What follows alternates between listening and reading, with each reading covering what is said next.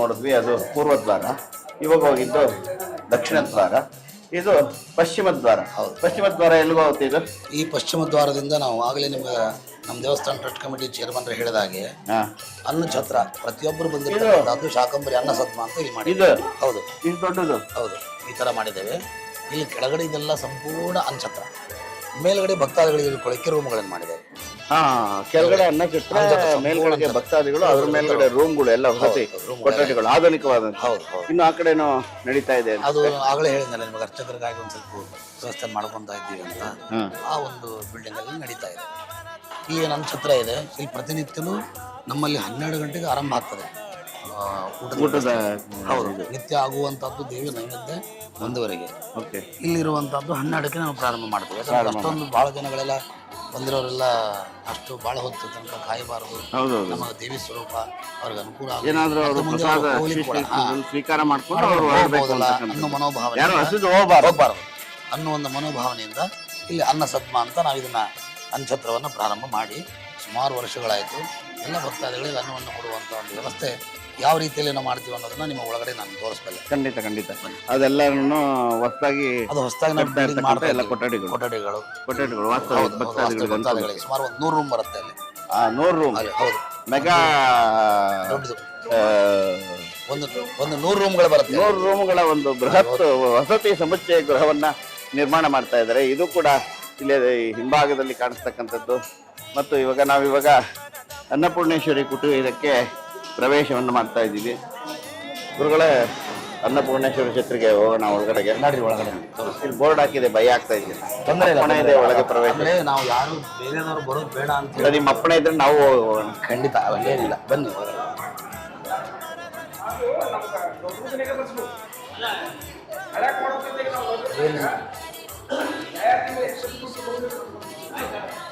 ಏನು ನಮಗೆ ಸಂಪೂರ್ಣ ಇಲ್ಲಿ ಎಲ್ಲ ಸಾಮಾನ್ಯ ಭಕ್ತರಿಗೆ ಪ್ರಸಾದದ ವ್ಯವಸ್ಥೆಯನ್ನು ಶ್ರೀ ಕ್ಷೇತ್ರದಿಂದ ಮಾಡ್ತಾ ಇದ್ದಾರೆ. ಅದಕ್ಕೆ ಸಂಬಂಧಪಟ್ಟವಾಗಿ ನೋಡಿ, ಎಷ್ಟು ಪರಿಶುದ್ಧವಾದಂಥ ಅಡುಗೆ ಮನೆ.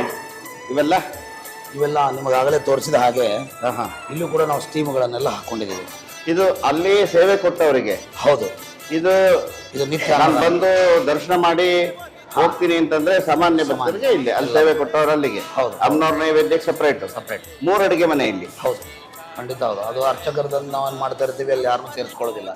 ಯಾಕೆ ನಮ್ಗೆ ಯಾವಾಗ ಬೇಕೋ ಅವಾಗ ನಾವು ಅಲ್ಲಿ ಹೋಗ್ತೀವಿ, ಪ್ರಸಾದ ಮಾಡ್ತಾ ಇರ್ತೀವಿ. ನಮ್ಗೆ ಯಾವ ತರ ಬೇಕೋ ಅಲ್ಲಿ ಎಲ್ಲ ಕಡೆನೂ ಒಂದೇ ಅಡುಗೆ ಇರ್ತದೆ ಸಾಮಾನ್ಯವಾಗಿ. ಊಟ ಒಂದೇ ತರನೇ ಇರ್ತದೆ. ದೇವಿಗೆ ನೈವೇದ್ಯ, ಮಹಾ ನೈವೇದ್ಯ ಮಾಡ್ಬೇಕಾದ್ರೆ ಕಡಿಮೆ ನೈವೇದ್ಯ ಮಾತ್ರ ನಾವು ಪ್ರತ್ಯೇಕ ಮಾಡ್ತಾ ಇದ್ದೀವಿ. ಇದೆಲ್ಲ ಅನ್ನ ಮಾಡಿರ್ತಕ್ಕಂಥದ್ದು ಎಲ್ಲ ಮಾಡಿ ಇಲ್ಲಿ ಈಗ ಹಾಕೊಂಡಿರ್ತಕ್ಕಂಥದ್ದು ಅನ್ನದ ಬೃಹತ್ ಪ್ರಮಾಣ. ಇಲ್ಲಿ ಎಲ್ಲ ಖಾಲಿ ಆಗ್ತಾ ಬರ್ತಾ ಇದೆ ನೋಡಿ.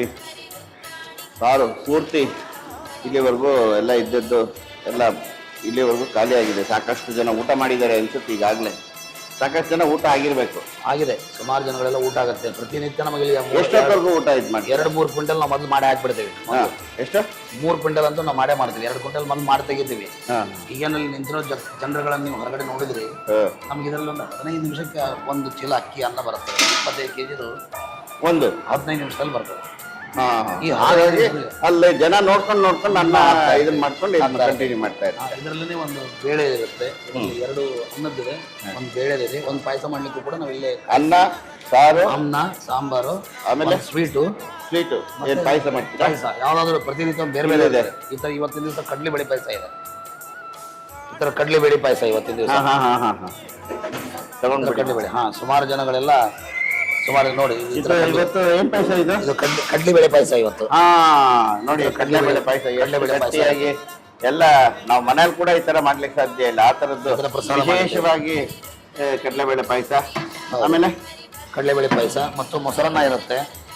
ಆಗ್ಲೇ ಹೇಳಿದೆ ಬುತ್ತಿ ಅಂತ ಹೇಳಿದ್ನಲ್ಲ, ಆಗಲೇ ಬುತ್ತಿ. ಇದು ವಿಶೇಷವಾಗಿ ಏನು ಹಳದಿ ಕಲರ್ ಹಾಕಿದ್ದೀರಾ? ಅಂದ್ರೆ ನಾವೇನ್ ಮಾಡ್ತೀವಿ, ಒಗ್ಗರಣೆ ಹಾಕ್ಬಿಡ್ತೀವಿ ಅದಕ್ಕೆ. ಏನ್ ಹಾಕ್ತೀರಾ ಒಗ್ಗರಣೆ? ಒಗ್ಗರಣೆ ಅಂದ್ರೆ ಎಣ್ಣೆ, ಆನಂತರ ಸಾಸಿವೆ, ಜೀರಿಗೆ, ಹಿಂಗು, ಆನಂತರ ಕರಿಬೇವು ಮತ್ತೆ ಮೆಣಸಿನಕಾಯಿ. ನಮ್ಮ ಕಡೆನೂ ಹಾಕ್ತಾರೆ, ಆದ್ರೆ ಇದು ಹಳದಿ ಕಲರ್ ಇದೆಯಲ್ಲ ಕಾರಣ ಅರಿಶಿನ ಪುಡಿ ಹಾಕ್ತಾರೆ. ಅರಿಶಿನ ಪುಡಿ ಸ್ವಲ್ಪ ಹಾಕ್ಬಿಟ್ಟು ಬುತ್ತಿಯನ್ನ ಈ ತರ ಮಾಡ್ತಾ ಇರ್ತೀವಿ. ತೆಗಿಬೋದಾ? ತೆಗಿರಿ. ಈ ತರ ನೋಡಿ ವೀಕ್ಷಕರೇ, ನಮ್ಮ ಕಡೆ ಎಲ್ಲ ನಾವು ಮೈಸೂರು ಭಾಗದಲ್ಲಿ ಬಿಳಿ ಮೊಸರನ್ನ ಕಾಣಿಸ್ತದೆ. ಇಲ್ಲಿ ಹಳದಿ ಕಲರ್ ಇರ್ತಕ್ಕಂಥದ್ದು ವಿಶೇಷವಾಗಿ. ಹಾಗಾಗಿ ಮೊಸರನ್ನ ಮತ್ತು ಇವಾಗ ಬಿಳಿ ಅನ್ನ, ಹೌದು, ಸಾಂಬಾರು, ಮತ್ತೆ ಸಾಂಬಾರು ಇರುತ್ತೆ. ಇಲ್ಲಿ ಇಲ್ಲಿ ಪಾಯಸ ಈ ತರ ಮಾಡ್ತೀವಿ. ಅಲ್ಲೊಂದು ಏನಾಗುತ್ತೆ ಅಂದ್ರೆ ಏನ್ ನೀವು ಅನ್ನದ ಓಪನ್ ಮಾಡ್ತಾ ಇದಾರೆ ಇವಾಗ. ಈಗ ಅಲ್ಲಿ ಓಪನ್ ಮಾಡ್ತಾ ಇದಾರೆ ನೋಡಿ, ಓಪನ್ ಮಾಡ್ತಾ ಇದ್ದಾರೆ. ಅದೇನಿರುತ್ತೆ ಅಂದ್ರೆ ನಿಮ್ಮಲ್ಲಿ ಕಾಣಿಸುತ್ತೆ ಅದೆಲ್ಲ ಬಿಸಿ ಬಿಸಿ ಬರ್ತಾ ಇದೆ. ಓಕೆ, ಎಲ್ಲಿಂದ ಬಿಸಿ ಬಂತು ಅದು ನೋಡ್ಬೋದು ನಾವು ಹೊರಗಡೆಗೆ. ಇಲ್ಲಿ ಹೊರಗಡೆಗಿದೆ ವ್ಯವಸ್ಥೆ ಅಂತ. ಸ್ಟೀಮ್ ಆಚೆ ಇಟ್ಟಿದ್ರೆ ಸ್ಟೀಮ್ ಆಚೆ ಇದೆ ಹೊರಗಡೆಗೆ. ಇಲ್ಲಿ ಇದು ವಿಶೇಷ ಏನಿದು? ಇದು ನಾಗದೇವತೆ ಸ್ಥಾಪನೆ ಮಾಡ್ಬೇಕಂತೇಳಿ ನಾವು ತಂದು ಇಟ್ಕೊಂಡಿದ್ದೀವಿ. ಇವತ್ತಲ್ಲ ನಾಳೆ ಆಗತ್ತೆ ಮಾಡ್ಬೇಕು ಆಗತ್ತೆ. ನಾಗದೇವತೆ ಸರ್ಪದೋಷಗಳು ಯಾರೇ ಇದ್ರೂ ಕೂಡ ಎಲ್ಲ ಕುಟುಂಬಗಳಿಗೆ ನಿವಾರಣೆ ಆಗಲಿ ಅಂತ ಹೇಳಿ ಪ್ರಾರ್ಥನೆಯನ್ನು ಮಾಡ್ತೀವಿ. ಮಿರ್ಚಿ ಎಲ್ಲ ಬಿಡಿಸಿ ರೆಡಿಯಾಗಿದೆ. ಗಿರಣಿ ಅದು. ಗಿರಣಿ ಅಂದ್ರೆ ನಮಗೆ ಇಲ್ಲಿ ಹಿಟ್ಟು ಮಾಡುವಂತಹದ್ದು ಒಂದು ಸಾಧನೆ. ರುಬ್ಬಕ್ಕೆ. ಹೌದು, ಗ್ರೈಂಡರ್ ಇಲ್ಲ ಇವಾಗ, ಇದ್ರೊಳಗಡೆ ಹಾಕ್ಬಿಡೋದು ಇವಾಗ ಆಧುನಿಕ ಟೆಕ್ನಾಲಜಿ. ಕೈಯಲ್ಲಿ ರುಬ್ಬೋದು.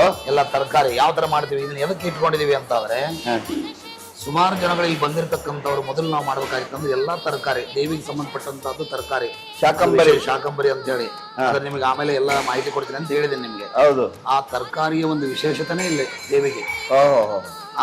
ಪ್ರತಿ ವರ್ಷ ಪೌಷ್ಯ ಶುದ್ಧ ಚತುರ್ದಶಿ ದಿವಸ ನಾವಿಲ್ಲಿ ದೇವಿಗೆ ತರಕಾರಿ ಅಲಂಕಾರ ಎಲ್ಲ ಮಾಡಿರ್ತೇವೆ.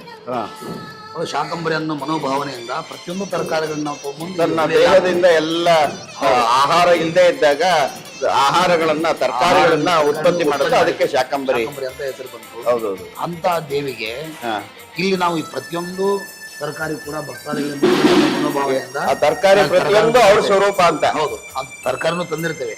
ತಗೊಂಬಂದು ಆ ತರಕಾರಿಯನ್ನ ನಾವು ಹುಳಿಯೆಲ್ಲ ಹಾಕ್ಬಿಟ್ಟು ಮಾಡಿ ಪ್ರಾರಂಭಕ್ಕೆಲ್ಲ ನಾವು ಹಾಕಿದ್ವಿ. ಸುಮಾರು ವರ್ಷಗಳಿಂದ ನಡೀತಾ ಬಂತು. ಒಂದಷ್ಟು ವರ್ಷ ಬಹಳ ಬೇಜಾರಾಯ್ತು. ಎಲ್ಲಾ ಜನಗಳು ಆ ತರಕಾರಿಯನ್ನ ಎತ್ಬಿಟ್ಟು ಕೇವಲ ಸಾಂಬಾರಷ್ಟೇ ತಿಂದು ಊಟ ಮಾಡಿ ಹೋಗ್ತಾ ಇದ್ರು, ಪ್ರಸಾದ ಮಾಡಿ. ಅದಕ್ಕೆ ಊಟ ಮಾಡೋದಕ್ಕೆ ಕಲಿಯುಗದಲ್ಲಿ ನಮ್ಗೆ ಆ ಶಕ್ತಿ ಇಲ್ಲ. ಅದಕ್ಕೋಸ್ಕರ ಪ್ರಧಾನವಾಗಿ ಹೇಳ್ತಾ ಇರ್ತೀವಿ.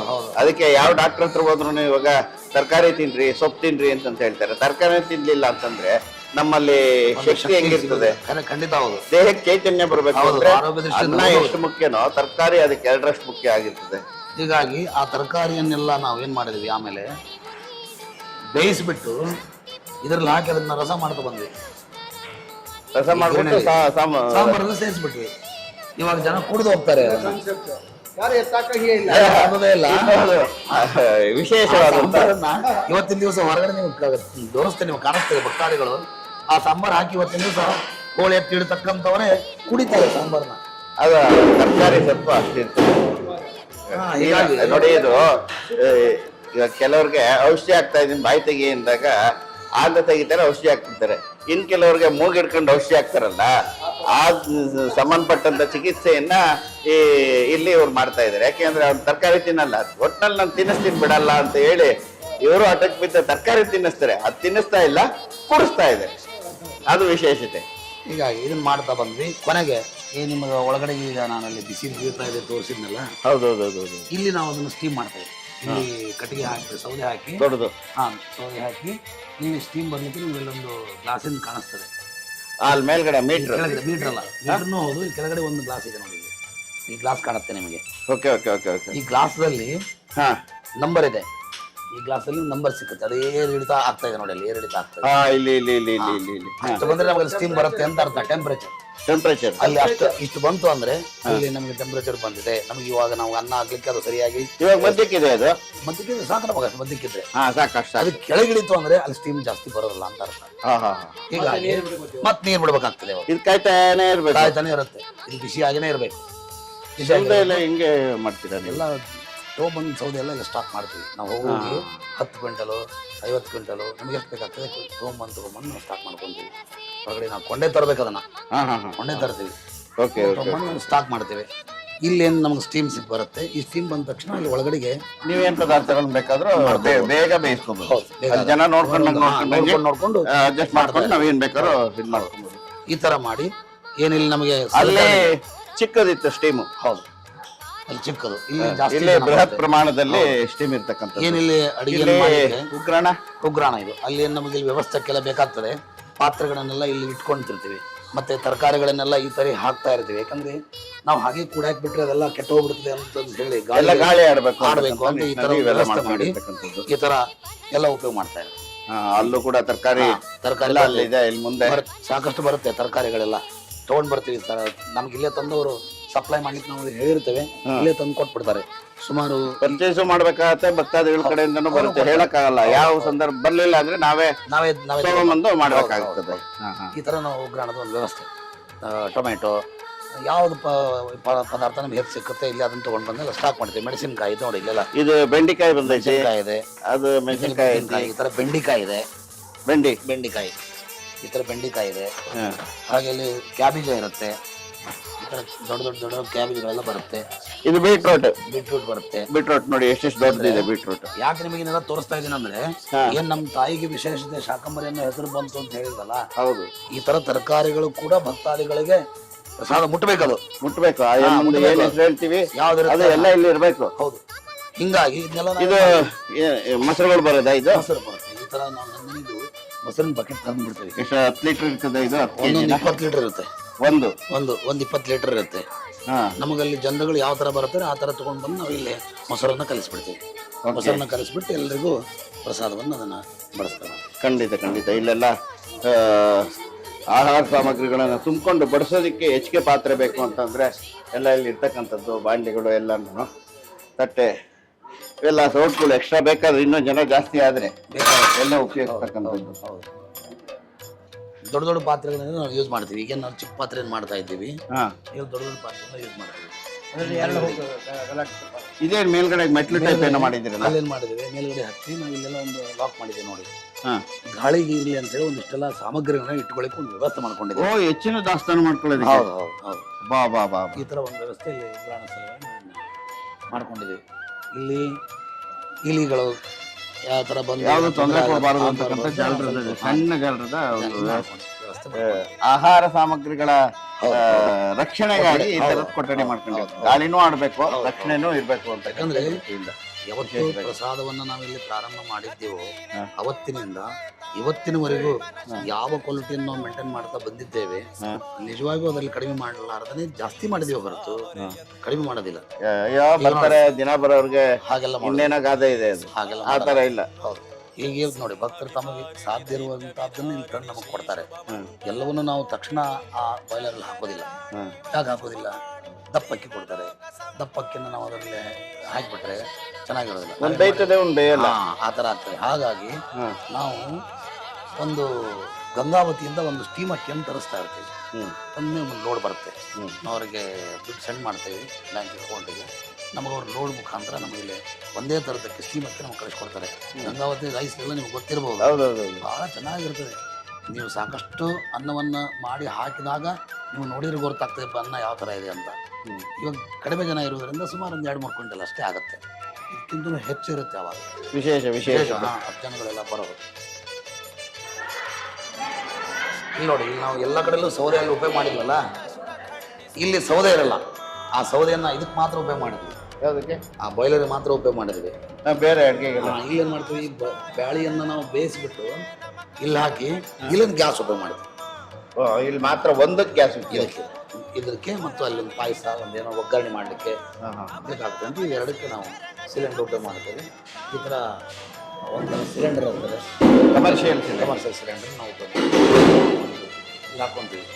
ಈ ಥರ ನಮ್ಮದು ಇರುವಂಥದ್ದು ಅನ್ನೋದು ಇಲ್ಲಿ ವ್ಯವಸ್ಥೆ. ಅಡುಗೆ ಸಿಬ್ಬಂದಿ ವರ್ಗದವರು ನಮಗೆ ಸಹಾಯಕ್ಕಾಗಿ ಇವುಗಳೆಲ್ಲ ಪ್ರತಿನಿತ್ಯಲೂ ಬರ್ತಾರೆ. ಸುಮಾರು ಬೆಳಗ್ಗೆ ಇಲ್ಲಿ ಎಷ್ಟು ಜನ ಬರ್ತಾರೆ ಕೆಲಸ ಮಾಡ್ತಾರೆ? 20-30 ತಿಂಗಳಾಗುತ್ತೆ. ಇಲ್ಲೆಲ್ಲ ಪ್ರತಿನಿತ್ಯಲೂ ಅವರು ಬೆಳಗ್ಗೆ 8-8:30 9 ಗಂಟೆಗೆ ಇಲ್ಲಿ ಬಂದರೆ ಸಾಯಂಕಾಲ ಇದನ್ನೆಲ್ಲ ಕಂಪ್ಲೀಟ್ ಮಾಡಿ ತೊಳೆದು ಹಾಕಿ ಇದನ್ನೆಲ್ಲ ಕ್ಲೀನಾಗಿ ಒರೆಸ್ಬಿಟ್ಟು ತೊಳೆದು ಏನು ತಟ್ಟುಗಳೆಲ್ಲ ಭಕ್ತಾದಿಗಳು ಕೆಲಸ ಮುಗಿಬೇಕು, ಆಗಲೇ ಆಗಬೇಕು. ಯಾವುದೇ ರೀತಿಯಲ್ಲಿ ನಾವು ಶೇಷ ಮಾಡೋದಿಲ್ಲ, ಉಳಿಸೋದಿಲ್ಲ. ಈ ಥರ ಒಂದು ವ್ಯವಸ್ಥೆ ಅವನ್ನೆಲ್ಲ ಮಾಡ್ಕೊಳ್ಳಿಕ್ಕೆ ನಾವು ಹಾಕಿರ್ತೇವೆ. ಇನ್ನು ನಮ್ಮ ಗಂಗಾವತಿಯಿಂದ ಅಕ್ಕಿ ಬರುತ್ತೆ ಅಂತ ಹೇಳಿದ್ನಲ್ಲ, ಆ ಥರ ನಾವು ಬಿಟ್ಟು ಇಟ್ಕೊಂಡ್ಬಿಡ್ತೀವಿ. ಅದೆಲ್ಲ ಅಂಬುಲೆನೆಲ್ಲ ಇರ್ತದೆ. ಬಡಿಸುವಂಥ ಸಾಧನೆ ನಿಮ್ಗೆ ಆಗಲೇ ಹೇಳಿದೆ, ಒಳಗಡೆಗೆ ಕೂಡಿಸಿ ನಾವು ಹಾಕ್ತೀವಿ ಅಂತ ಹೇಳಿದ್ರೆ ಇಲ್ಲಿ ನಾವು ಕೂಡಿಸಿ ಹಾಕ್ತೇವೆ, ಅದ್ರ ಕೆಳಗಡೆಗಲ್ಲ. ಈ ಥರ ಒಂದು ವ್ಯವಸ್ಥೆ ಇರ್ತದೆ. ಅಲ್ಲಿ ಕುತ್ಕೊಂಡ್ಬಿಟ್ಟು ಅವರು ಚೆನ್ನಾಗಿ ಊಟ ಮಾಡ್ಬೋದು. ಮತ್ತು ಇವರಿಗೆಲ್ಲ ಬಡಿಸ್ಲಿಕ್ಕೂ ಕೂಡ ಈ ಸಿಬ್ಬಂದಿ ವರ್ಗದವರೇ ನಾವು ಉಪಯೋಗ ಮಾಡ್ತಾ ಇರ್ತೀವಿ. ನೋಡಿ ಈ ಥರ ಇಲ್ಲ ನಿಮ್ಗೆ ಸಿಗುತ್ತೆ ಇಲ್ಲಿ ಅಷ್ಟು ನೋಡಲಿಕ್ಕೆ, ಇಲ್ಲೆಲ್ಲ ಸಿಗುತ್ತೆ ನಿಮ್ಗೆ ನೋಡಲಿಕ್ಕೆ. ಇದು ಒಂದೊಂದು ಲೈನ್ಗೆ ಒಬ್ಬೊಬ್ರು ತಗೊಂಡು ಹೌದು, ಒಂದೊಂದು ಲೈನ್ಗೆಲ್ಲ ಹೋಗ್ತಾ ಇರ್ತಾರೆ. ಇದೇನಿದೆ, ಇದು ಒಂದು ಲೈನ್ಗೆ ತಗೊಂಡ್ರೆ ಆ ಕಡೆ ಒಬ್ರು ಈ ಕಡೆ ಒಬ್ರು ಬಡಿಸುವಂತ ಸಾಧನೆಗಳಿವೆಲ್ಲ. ಪಾಯಸ, ಆಮೇಲೆ ಬುತ್ತಿ ಅಂತ ಹೇಳಿದ್ನಲ್ಲ, ಮೊಸರನ್ನ, ಬುತ್ತಿ, ಅದು ಬುತ್ತಿ. ಮತ್ತೆ ಇಲ್ಲಿ ಸಾಂಬಾರ್ ಇರುತ್ತೆ ಈ ಕಡೆ ಸೈಡ್, ಇದು ಸಾಂಬಾರ್, ಇದು ಸಾಂಬಾರ್ ಇರುತ್ತೆ. ಅಲ್ಲಿ ಎಲ್ಲ ಎರಡೆರಡು ಗಾಡಿ, ಆ ಕಡೆ ಅನ್ನ ಇರುತ್ತೆ. ಹಾ, ಇವಾಗ ನೋಡಿ ಬಡಿಸ್ತಾರ ಅವರು. ಈ ತರ ಇದೆ, ಈ ತರ ಅನ್ನ ಅನ್ನದ ಈ ಕಡೆ ಇಲ್ಲಿದೆ. ಈ ಒಂದು 2 ಲೈನ್ದಲ್ಲಿ ಮೊದಲು ಪಾಯಸ, ಹಾ, ನಂತರ ಅನ್ನ ಸಾಂಬಾರ್ ಬಡಿಸುವಂತ ವಿಧಾನ. ಪಾಯಸ ಹಾಕ್ಬಿಟ್ಟು ಅನ್ನ ಸಾಂಬಾರು ಹಾಕಿ, ಆನಂತರ ಬುತ್ತಿ ಕೊನೆಗೆ ಹಾಕ್ಬಿಡ್ತೀವಿ. ಜೊತೆಲ್ಲೇ ಸ್ವಲ್ಪ ಬುತ್ತಿ ಹಾಕಿ, ಮತ್ತು ಇಲ್ಲೂ ಕೂಡ ನಾವೇನು ಮಾಡಿದ್ದೇವೆ, ಫಿಲ್ಟರ್ ವಾಟರ್ ಅವ್ರಿಗೆ ಕುಡಿಲಿಕ್ಕೆ ನೀರು ಹಾಕ್ತೀವಿ. ಹಾ ಹಾ, ಹೊರಗಡೆ ಫಿಲ್ಟರ್ ಇದೆ ನಮ್ಮದು. ಓಕೆ, ಆ ಫಿಲ್ಟರಿಂದನೇ ನಾವು ಇಲ್ಲಿ ಹತ್ತೀವಿ ನೀರನ್ನು. ಫಿಲ್ಟರಿಂದ ನೀರು ಹಾಕಿ ವೀಕ್ಷಕರೇ, ಬಡಿಸ್ಬೇಕಾದ್ರೆ ಮೊದಲು ಪಾಯಸನ 2 ಕಡೆಗೂ ಬಡಿಸ್ಕೊಂಡು ಹೋಗ್ತಾರೆ ಒಂದೊಂದು ಗಾಡಿನಲ್ಲಿ. ನಂತರ ಅನ್ನ ಮತ್ತೆ ರಸಂ, ಸಾಂಬಾರು, ಪಾಯಸ, ಅನ್ನ ಸಾಂಬಾರು, ಲಾಸ್ಟಿಗೆ ಬುತ್ತಿಯನ್ನು ಬಡಿಸ್ತಕ್ಕಂಥ ವಿಧಾನ. ಇವಾಗ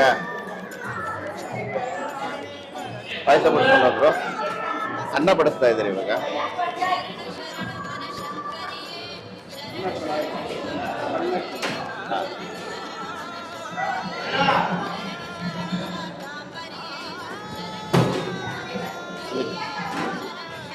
ಅನ್ನ ತಗೊಂಡೋದ್ರು, ಹಿಂದೆನೆ ಸಾಂಬಾರ್ನವರು ಕೂಡ ಬರ್ತಾ ಇದ್ದಾರೆ.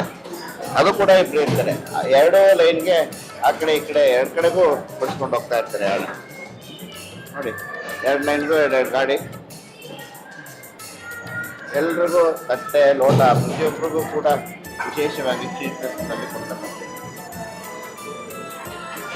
ಈ ಥರನಾಗಿ ನಮ್ಮಲ್ಲಿ ಪ್ರಸಾದವನ್ನು ವ್ಯವಸ್ಥೆ ಮಾಡ್ತಾ ಇರ್ತೀವಿ. ಪ್ರತಿನಿತ್ಯಲೂ ನಡೆಯುತ್ತೆ.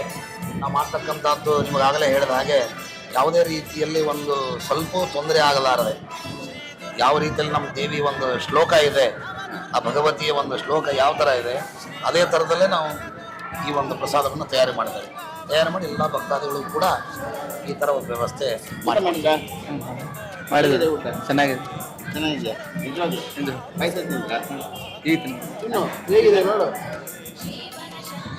ಸಾಕಾಗಿದೆಯಾ? ಸಾಕಾಗಿದೆಯಾ? ಇಲ್ಲ ಏನಾಗಿದೆ, ಚೆನ್ನಾಗಿದೆ. ಈ ಸಾಕ ಪಾಯಸಕ್ಕೆ ಉಪ್ಪು ಸಾಕ ಉಪ್ಪು ಪಾಯಸಕ್ಕೆ ಯಾರನ್ನು ಉಪ್ಪು ಹಾಕ್ತಾರೇನಪ್ಪ?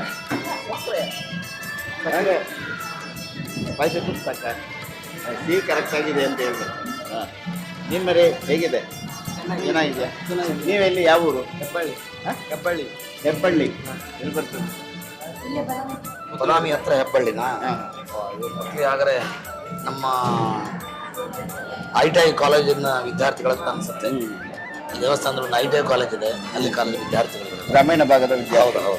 ಅವರು ಕೂಡ ಒಂದು ಅನ್ನದಾನ ಯಾರು ಬೇಕಾದ್ರೂ, ಯಾರಿಗೂ ಇಲ್ಲ ಅಂತ ಹೇಳೋದೇ ಇಲ್ಲ. ಖಂಡಿತ ಎಲ್ಲರೂ ಬಂದು ಹೋಗ್ತಾರೆ. ಯಾರು ಬರ್ತಾರೆ ಅವ್ರಿಗೆ ಪ್ರಸಾದ ಹಾಕುವಂತ ನಮ್ಮ ವ್ಯವಸ್ಥೆ. ಎಷ್ಟೇ ಜನ ಬರಲಿ, ಯಾವಾಗೇ ಬರಲಿ, ಬಂದವರಿಗೆಲ್ಲ ನಾವು ಕೊಡುವಂಥ ವ್ಯವಸ್ಥೆ ಇರ್ತದೆ. ಊಟ ಹೆಂಗಾಯ್ತಿ? ಎಲ್ಲಿಂದ ಬಂದಿರಿ? ನರಗುಂದ. ಚೆನ್ನಾಗಿದೆ ಊಟ. ನೀವು ಎಲ್ಲಿಂದ ಬಂದಿರಿ? ನಾವು ರೆಡ್ಡಿ ತಿಮ್ಮಾಪುರ ಕೆರೂರು ಹತ್ತಿರದವರು. ಇಲ್ಲಿ ಏನ ವಿಶೇಷ ಇದ್ರು ನಮ್ಮ ಮನೇಲಿ ಏನೋ ಫಂಕ್ಷನ್ ಇರಲಿ, ಏನೋ ವಿಶೇಷ ಇರಲಿ, ಏನೇ ಇರಲಿ, ಮಂದೆಲ್ಲ ಫಂಕ್ಷನ್ ಮಾಡ್ಕೊಂತಾರ, ಕೇಕ್ ಕಟ್ ಮಾಡಿ ಆಚರಣೆ ಮಾಡ್ತಾರ. ನಾವಿಲ್ಲ, ಅಮ್ಮನಿಗೆ ಬಂದು ಕೈ ಮುಗಿದು ಇಲ್ಲೇ ಏನಿದ್ರು ಸೆಲೆಬ್ರೇಟ್ ಮಾಡ್ಕೊಂಡು ಹೋಗ್ತೀವಿ. ನೀವು ಕೇಕ್ ಕಟ್ ಮಾಡೋದಕ್ಕೆ ವಿರೋಧ? ಕೇಕ್ ಕಟ್ ಮಾಡಲ್ಲ ನಾವು. ನಾವಿಲ್ಲೇ ಅಮ್ಮನವ್ರ ದರ್ಶನ, ನಾವಿಲ್ಲಿ ಅಮ್ಮನವ್ರ ದರ್ಶನಕ್ಕೆ ಬರೋದು. ಒಳ್ಳೆ ಸಂಪ್ರದಾಯ. ನಾವು ಹೋಟೆಲಿಗೆ ಅದೇ ಹೋಟೆಲಿಗೆ ಹೋಗಿ ತಿನ್ನಲ್ಲ, ಅದೇನೇ ಇಲ್ಲಿ ಹುಂಡಿಗೆ ಹಾಕಿ ಇಲ್ಲೇ ಪ್ರಸಾದ ಮಾಡಿ ಹೋಗ್ಬಿಡ್ತೀವಿ. ನಮ್ಮ ಮನೆಯಲ್ಲಿ ಏನೇ ವಿಶೇಷ ಇದ್ರು ನಾವು ಇಲ್ಲಿ ಅಮ್ಮನವ್ರ ದರ್ಶನಕ್ಕೆ ಬರೋದು. ಎಲ್ಲ ಪ್ರಪಂಚ ಕೆಟ್ಟೋಗಿದೆ ಅಂತಾರೆ. ನಾವು ಇಲ್ಲಿ ಏನೇ ಒಂದು ಆಗ್ಬೇಕಾದ್ರೂ ನಮ್ಮ ಭಾಗದಲ್ಲಿ ನಾವು ಅಮ್ಮನವ್ರ ಹೆಸರಿಟ್ಕೊಂಡು, ಅಮ್ಮನವ್ರಿಗೆ ಹೆಸರಲ್ಲೇ ನಾವು ಎಲ್ಲಾನು ಮಾಡ್ಕೊಂಡು, ಏನೇ ಹರಕೆ ಕಟ್ಕೊಳ್ತಿದ್ರು ಅಮ್ಮನವ್ರಿಗೆ ಹೇಳ್ಕೊಂಡೆ ನಾವು ನಮ್ಮ ಮನೇಲಿ ಮಕ್ಕಳ ಜೊತೆ ಯಾವ ತರ ಮಾತಾಡ್ತೀವಿ, ಅಮ್ಮನ ಜೊತೆನೂ ಅದೇ ತರ ಮಾತಾಡ್ಕೊಂಡೆ ನಾವು ಹೋಗ್ತೀವಿ. ಖಂಡಿತ ವೀಕ್ಷಕರೇ, ನಾನು ಅವಾಗಲೇ ಹೇಳಿದೆ ನಿಮಗೆ, ನಮ್ಮ ಮೈಸೂರು ಭಾಗದಲ್ಲಿ ನಾಡದೇವತೆ ಚಾಮುಂಡೇಶ್ವರಿ ಅಂತ ಏನು ನಾವು ಕರಿತೀವಿ, ಈ ಉತ್ತರ ಕರ್ನಾಟಕದಲ್ಲಿ ನಾಡದೇವತೆ ಅಂದರೆ ಬನಶಂಕರಿ ಬಾದಾಮಿ ತಾಯಿಗೆ ಅಷ್ಟೊಂದು ಮಹತ್ವವನ್ನು ಕೊಡ್ತಾರೆ ಅಂತ ಹೇಳಿದೆ. ಹಾಗೆ ಕೂಡ ಇವರು ನಾವು ಅಲ್ಲಿ ಹೇಳಿದ್ದು ವಚನ ಆ ಎಮ್ಮನೆ ಈ ಸ್ತ್ರೀ ಶಕ್ತಿ ರೂಪದಲ್ಲಿ ನೋಡಿಸಿದ್ರೆ ನಿಮ್ಮ ಕೈಲಿ ಖಂಡಿತವಾಗಿ ನಿಮ್ಮ ನಾಡ ದೇವತೆ, ಈ ಭಾಗದ ದೇವತೆ ಇಡೀ ರಾಜ್ಯವನ್ನು ಕಾಪಾಡಲಿ ಅಂತ ಪ್ರಾರ್ಥನೆ ಮಾಡಿ. ನೋಡಿ, ಅವರು ಹೇಳಿರೋ ಒಂದು ಮಾತು ಎಷ್ಟು ಸತ್ಯವಾಗಿದೆ. ಹಾ ನಾನು ಇಷ್ಟು ವರ್ಷ ಅದು ಅರ್ಚಕನಾಗಿದ್ದು ಇಲ್ಲಿ ಸೇವೆಯನ್ನು ಮಾಡ್ತಾ ಇದ್ದೀನಿ.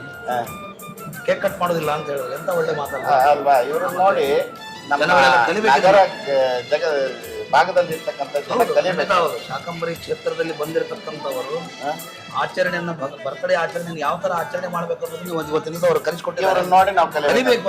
ಮಕ್ಕಳು, ಮಹಿಳೆಯರು ಮತ್ತು ಸ್ತ್ರೀ ಶಕ್ತಿ ಸಂಘದಿಂದ ಏನೇ ಬರ್ಬೇಕಾದ್ರೂ ಅಮ್ಮನಿಗೆ ಹರಕೆ ಕಟ್ಕೊಂಡೇ ನಾವು ಇಲ್ಲಿ ಅಮ್ಮನಿಗೆ ಎಲ್ಲಾನು ನಾವು ಏನು ಸಲ್ಲಿಸ್ಬೇಕು. ನಮ್ಮ ತಾಯಿಗಳ ಹತ್ರ ತವರ್ನಿಗೆ ಹೋದ್ರೆ ಯಾವ ತರ ಕೇಳ್ಕೊತೀವಿ, ಅಕ್ಕಿ ಹತ್ರ ನಮ್ಗೆ ಈ ತರ ಕೊಡಮ್ಮ ಅಂತೇಳಿ ಅವ್ರನ್ನ ಕೇಳ್ಕೊಂಡೇನೆ ನಾವು ಮುಂದಿನ ಕೆಲಸ ಮಾಡ್ತೀವಿ. ಬಹಳ ಸಂತೋಷ ತಾಯಿ, ಯಾವಾಗಲೂ ಬನ್ನಿ. ಬರ್ತೀವಿ ನಾವು 30 ಕಿಲೋಮೀಟರ್ ಅಷ್ಟೇ ರೀ ನಮ್ದು. ಏನಾದ್ರೂ ವಿಶೇಷ ಆದ್ರೂ ನಾವು ಇಲ್ಲಿ ಬರೋದೇ. ಬನ್ರಿ, ನಿಮ್ಗೆ ಯಾವ ರೀತಿಯಲ್ಲಿ ಮನೋಭಾವನೆಯಿಂದ ನಿಮಗೆ ಇಲ್ಲ ಆಚರಣೆಗಳ ಮೆಡಿಸಿನ್ ಕೊಟ್ಟಾಡ್ರಿ ನಮ್ಗೆ. ಬರ್ರಿ, ಅವಶ್ಯ ಮಾಡ್ರಿ. ನಿಮ್ಮಂತ ಭಕ್ತರಿಗೆ ಬರ್ತಾ ಇರಬೇಕು. ಈ ತರ ಅನ್ನದಾನ ನಿತ್ಯ ನಡೀತಾ ಇರಬೇಕು. ಯಾವತ್ತು ಕಡಿಮೆ ಆಗ್ಬಾರ್ದು, ಇನ್ನು ಹೆಚ್ಚಾಗಬೇಕು ಅನ್ನದಾನ. ಕಡಿಮೆ ಬೇಡ್ಕೊಂಡವ್ರು ಇದ್ರೆ ಏನಾದ್ರು ದೇಣಿಗೆ ಕೇಳಿದ್ರು ಇಲ್ಲಿ ಕೊಡಿಸಿ ಹೋಗ್ತೀವಿ. ಕೊಟ್ಟಿದ್ದಾರೆ, ಸಾಕಷ್ಟು ಕೊಟ್ಟಿದ್ದಾರೆ. ಇಲ್ಲಿ ಅರ್ಚಕರಾಗಿದ್ದಾರೆ. ನಾವು ಕೇವಲ ಪೂಜೆಯನ್ನು ಅಷ್ಟೇ ಮಾಡ್ತೇವೆ. ನಾವು ಕಾಣ್ತಿರೋದು ಎರಡನ್ನು ದೇವಿಯನ್ನ. ನಮ್ಮ ಗುರುಗಳು ನಮಗೆ ಹೇಳ್ತಾ ಇದ್ರು, ಕಲಿಸತಕ್ಕಂಥ ಗುರುಗಳು, ಭಕ್ತಾದಿಗಳಿಗೆ ಒಂದೇ ದೇವಿ, ಶಾಕಂಬರಿ ಅರ್ಚನೆಗೆ ಇಬ್ಬರು ದೇವಿ. ಹಾಗೆ ನಾನು ಪ್ರಶ್ನೆ ಮಾಡಿದಾಗ ನಮ್ಮ ಗುರುಗಳು ಹೇಳಿರೋದು ಹಾಗೆ ಬರ್ತಕ್ಕಂಥ ಭಕ್ತಾದಿಗಳೇನಿದ್ದಾರಲ್ಲ ಅವರು ಒಂದು ದೇವಿ. ತಾಯಿಯನ್ನು ನೀವು ಅರ್ಚನೆ ಮಾಡ್ತಿರಲ್ಲ, ಅವರು ಒಂದು ದೇವಿ ಅಂತ ಹೇಳಿ ಸತ್ಯವಾದ ಮಾತು ಅವ್ರು ಹೇಳ್ತಾರೆ. ಅದಕ್ಕೆ ಜನಸೇವೆ ಜನಾರ್ದನ ಸೇವೆ ಅಂತ ಹೇಳಿ ಖಂಡಿತ ಅವರು ತುಂಬಾ ತೃಪ್ತಿ ಆಗ್ತದೆ ಅವ್ರು ಈ ತರ ಹೇಳಿದ್ರಲ್ಲ.